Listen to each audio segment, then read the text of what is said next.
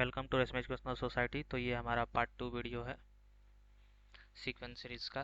JEE mains का ये भी क्वेश्चन है, पीवाईक्यू है, ठीक है ना। ये भी हमारा जो पीवाईक्यू है ये जेईई मेंस का ही है ना। जेईई मेंस 2025 का है अभी। तो क्वेश्चन में क्या बोल रहा है, ये जीपी का क्वेश्चन है। सीक्वेंस सीरीज में किस टॉपिक का क्वेश्चन है? जीपी का। तो जीपी का थोड़ा सा कॉन्सेप्ट रिवाइज कर लेते हैं। जीपी का कॉन्सेप्ट क्या होता है? दो चीज़, या तो nth टर्म फाइंड करना हो तो nth टर्म फाइंड करने का फॉर्मूला क्या होता है? a into one minus r की पावर n। और या तो फिर हम सम फाइंड करेंगे, सम ऑफ जीपी, ठीक है। तो सम का क्या होता है फॉर्मूला? तो एस एन इक्वस टू होता है a into one minus r की power n by one minus r. या फिर होता है यदि r की power n greater than one हो तो उस केस में a इंटू आर की power n minus one by. ये डिपेंड करेगा दोनों में से हम कौन किसे यूज़ करेंगे, वो हमारे क्वेश्चन में किस तरीके का आर की पावर एन फॉर्म हो रहा है। यदि वन से बड़ा हो रहा है तो ये वाला लेंगे, यदि वन से छोटा है आर की पावर एन तो ये वाला लेंगे। पॉजिटिव होना चाहिए, तो बस सिंपल। और एक चीज़ और कि जो जीपी में, जीपी का जो जनरल फॉर्म होता है कैसा होता है? फर्स्ट टर्म ए होता है, उसके बाद ए आर, उसके बाद A R square, A R cube, A R four. मतलब कि कहने का मतलब किसी दो का रेशियो लेंगे तो उन दोनों का क्या हो, कॉमन सॉरी कॉमन रेशियो जो आना चाहिए वो सेम आना चाहिए। जैसे इन दोनों का रेशियो लगे तो आर आएगा, इन दोनों का आ रहा है कंटिन्यूअस। ऐसा नहीं कि इसका और इसका लेंगे रेशियो तो तुम एक्सपेक्ट करो कि इसका भी कॉमन रेशियो आ रहा है, नहीं, ये पॉसिबल नहीं। कंटिन्यूअस किसी भी दो टर्म का कॉमन डिफरेंस क्या आना चाहिए? सेम आना चाहिए। तो ये एक छोटा सा रिवीजन हो गया हमारे लिए, है ना। अब चलते हैं अपने क्वेश्चन पर। क्वेश्चन में क्या बोल रहा है कि sum of second, fourth and sixth term of GP is कितना है? भाई 21 है। यानी कहने का मतलब पहला चीज क्या हमें दिया हुआ है कि second term plus four term और प्लस सिक्स्थ टर्म का सम कितना है? 21। और ये सारे किस में है? जीपी में है। A1 A2 ये सारे किस में है? जीपी में है, ठीक ना। जीपी के मतलब जीपी सीरीज के ये कुछ टर्म है जिनका सम 21 है, ठीक है ना। जीपी लिखने का मतलब वो चीज़ यहाँ कहना चाह रहे हैं। सम ऑफ इट्स एट्थ, ठीक है ना। एट्थ, टेंथ और ट्वेल्थ टर्म का कितना है? ये है, यानी कि 8 प्लस 10 प्लस 12, ठीक है। इसका जो सम है वो दे रखा है 15309। ये कहने का जीपी यहाँ लिखने का मतलब क्या हुआ कि जो A1 A2 A3 जो है ये आपस में, A1 A2 A3 ये आपस में जो है ये सब जीपी में है। जीपी कहने का मतलब ये, और इनका टर्म का यहाँ सम हम जो लिए हैं, ठीक है ना, इन्हीं का टर्म का हम इधर सम लिए हैं, ठीक। तो अब एक चीज़ मुझे बताओ, तो A1 A2 A3 सारे चीज़ तो जीपी में है, तो हम A1 इक्वस टू क्या लिख सकते हैं? जनरल बातें बताना। क्या हम A1 इक्वस टू ए मान लें? फर्स्ट टर्म हमारा ए होगा जनरली। सेकंड टर्म हम क्या एक्सपेक्ट करते हैं? जो हमारा A2 होगा, हम क्या एक्सपेक्ट करते हैं, क्या होना चाहिए? कॉमन डिफरेंस R का होना चाहिए, यानी कि दोनों का जब हम कॉमन A2 बाई A1 करेंगे तो जो कॉमन रेशियो है वो सेम आना चाहिए, यानी कि जो आगे हम लिखेंगे फर्दर। तो जनरल टर्म पढ़ोगे कि ए आर होता है, A3 की बात करोगे तो ए आर स्क्वायर होता है, ठीक ना। यानी कि उसी तरीके से यहाँ जनरलाइज करें यदि हम, तो ए nth जो होगा वो क्या होगा? nth टर्म जो होगा ए आर की पावर n माइनस वन। तो इस तरीके से nth टर्म हम लिखे थे उधर, ठीक है ना। इस तरीके से nth टर्म होता है। तो इसको हम और मॉडिफाई करना चाहें, क्या लिख सकते हैं?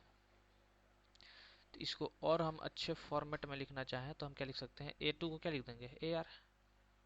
इस फॉर्म पे देखो, इसको यूज करके तो हम क्या लिख देंगे? A2 को ए आर, इसको लिख देंगे ए आर क्यूब, और इसको लिख देंगे ए आर की पावर 5 इक्वस टू 21, ठीक है। उसी तरीके से इधर भी सेम कॉन्सेप्ट का यूज करेंगे। A r 7, a r 9, a r 11 equals to 15। ये यहाँ इरेज हो गया है, ये 15 नहीं है, यहाँ पे है 15309, ठीक है ना, 15309। अब देखो एक चीज कि इसमें से तुम कॉमन फाइंड करो। एक तो common A R totally common निकल जाएगा। देखो तो यहाँ पे 1 होगा प्लस ए तो ऑलरेडी कॉमन आ गया, आर भी, तो इधर आर स्क्वायर प्लस ऑफ इधर आर की पावर 4 आएगी हमारे पास, तो ये 21 है। यहाँ देखो ए आर 7 कॉमन आ जाएगा, तो इधर 1 ए तो कॉमन है, फिर इधर आ जाएगा आर स्क्वायर होगा ना, और इधर आ जाएगा आर की पावर 4 इक्वल्स टू 15309। ठीक है। अच्छा दोनों की रेशियो ले ले, यहाँ पे हम दोनों का रेशियो ले लें तो हो सकता है काम बन जाए। मान लो ये हमारा फर्स्ट है, ये सेकंड है, तो सेकंड वाला थोड़ा हेवी दिख रहा है तो इसको ऊपर रख दो ताकि कैलकुलेशन हमारा इजी हो, क्योंकि पावर ऊपर में आ जाएगा, फिर हमें डिनोमिनेटर में सॉल्व नहीं करना पड़ेगा। वैसे हम रेसिप्रोकल ले सकते हैं लेकिन उतना क्यों करना। तो इसको हम, इसका यदि हम रेशियो ले लें 2/1 का, तो 1 प्लस आर की स्क्वायर प्लस ऑफ आर की पावर 4 है, ठीक है ना, इक्वल्स टू 15। और इधर में आ जाओ, ये a r into 1 plus r square plus of r की पावर 4 है, और ये जो टोटली ये इसका रेशियो हो जाएगा 15309/21। यहाँ पे कैंसिल होता हुआ दिख रहा है ये टर्म, और ए आर से ए तो ए कट गया, और इधर एस से 6, तो फाइनली यहाँ हमारा आर की पावर 6 इक्वल टू 15309/21 दिखा। अच्छा ये 3 से कैंसिल हो जाएगा, 5 6 3 9, हाँ 3 7 जा, ये हो जाएगा 3 5 जा 15, और 3 1 जा 3 3 3 जा 9। अच्छा ये 7 टाइम्स में जाएगा कि नहीं, तो इसको देख लो जाता है, डिवाइड होता है या नहीं। तो 5103 डिवाइडेड बाई 7, अच्छा 729, क्या आ गया ये 729, ये हमारे पास आया 729, आर की पावर 6 इक्वल टू 729, यही ना है 729, तो हमारे पास ये मिला। अब फर्दर हमें r की पावर 6 मिल गई है, तो हम r भी निकाल सकते हैं। तो इसको r निकालने के लिए क्या करेंगे, सिंपली इसको प्राइम फैक्टराइज कर दो। तो ये देखो ये हमें 3 से डिवाइड होता हुआ दिख रहा है, 3 2 जा 6, 3 6 जा 12, 3 3 जा 9, है ना, 3 2 जा 6 है, 3 6 जा 12 है। ठीक है, अभी ये फर्दर किससे जाएगा, ये डिवाइड होगा हमारा 263 किससे जाएगा, 2 से 3 से तो जाएगा नहीं, 6 3 9 10 11। ये कहीं 7 से तो नहीं जाएगा, चेक करो तो, 7 3 या 21, और ये 5 3। ओहो, तो यहाँ मिस्टेक है, हमने मिस्टेक यहाँ किया है। ये 3 4 जा 12 होता है, 3 3 जा 9, फिर ये फर्दर 3 8 जा 24, 3 1 जा 3, और ये तो 3 का क्यूब है, पता ही है सबको, ये किसका क्यूब है, 3 का क्यूब। 3 का क्यूब नहीं, 3 का पावर 4 होता है, 3 का क्यूब तो 27 होता है, ये 3 का पावर 4 है। यानी कहने को देखो ना यार, 3 2 जा 6 है, 3 7 जा, और ये 3 9 जा, और ये 9 है, तो 3 3 जा, इधर 3 का स्क्वायर, यानी कि 2 3 4 5 6, यानी कि r की पावर 6 इक्वल्स टू 3 के पावर 6, यानी r इक्वल्स टू 3। तो r हमारा मिल चुका है, वो है 3। तो ये तो भाई अब हम इजीली फाइंड कर सकते हैं किसी एक इक्वेशन जो इजी है, यानी ये फर्स्ट वाला ही इजी है, ये वाला ही है ना, यही वाला तो इजी दिख रहा है। तो उसी को हम अभी पकड़ते हैं और सॉल्व करते हैं। पहले इसको इरेज कर लेते हैं, यानी कि हमें जो मिल गया इसको इधर लिख देते हैं, r इक्वल्स टू 3 हमें मिल गया। ठीक है, इसको हमें खोना नहीं है, इसलिए हमने इसको क्या किया कि इधर साइड कर दिया, है ना। तो बाकी इसको भी रेज कर दो। अब क्या काम है इसका, जो चाहिए था हमें मिल गया। तो फर्स्ट वाले इक्वेशन में इसको भी रेज कर दो, है ना, इसको भी रेज कर दो, हमें जो चाहिए था मिल गया है। तो अब क्या करेंगे, r इक्वल्स टू 3 पुट कर दो इसमें।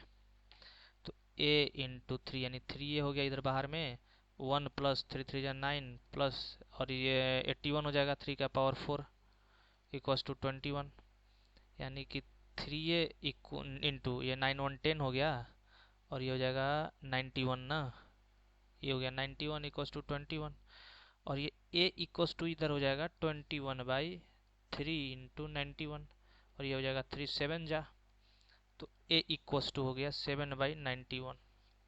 समझ में आया? अब हमें सिंपली पूछ रहा है कि सम फर्स्ट नाइन्थ टर्म यानी कि S9 पूछ रहा है, यानी कि a इंटू 1 माइनस आर की पावर 9/1 माइनस आर। देखो इधर, अब ये r-9 नहीं होगा, क्यों नहीं होगा? क्योंकि r हमारा 3 है, तो हम यहाँ ये वाला फॉर्मेट नहीं यूज़ करके हम ये r-1 वाला फॉर्मेट यूज़ करेंगे। समझ में आ गया ना? तो यहाँ r की power n-1 date is r-1 नीचे में, ठीक है, ये वाला फॉर्मेट यूज़ करेंगे। क्यों यूज़ करेंगे? क्योंकि r बड़ा है हमारा 1 से, तो ऑफ कोर्स जो वैल्यू आएगी 1 से बड़ी आएगी। तो ये फाइंड करना है हमें।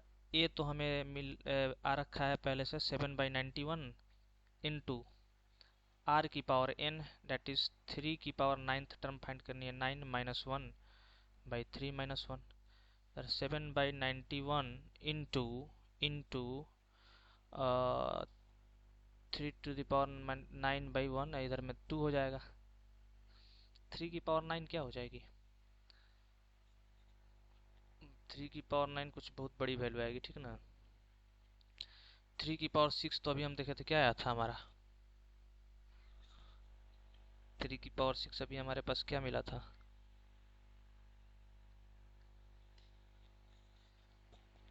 हाँ?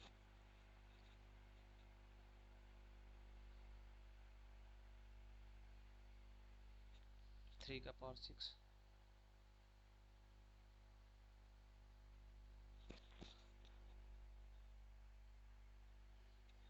देखो ना, टोटली 3 का पावर 9 हमारे पास जो आता है, कैलकुलेट कर लो इसको, कैलकुलेटर में हम कर लेते हैं। 3 का पावर 9 जो आता है ना, वो आता है तुम्हारा 19683, ये वैल्यू है 3 की पावर 9। इसको अच्छे से लिख देते हैं। 3 की पावर 9 की जो वैल्यू आती है कैलकुलेट करने पर, वो इतनी बड़ी वैल्यू आती है, ठीक है, 19683।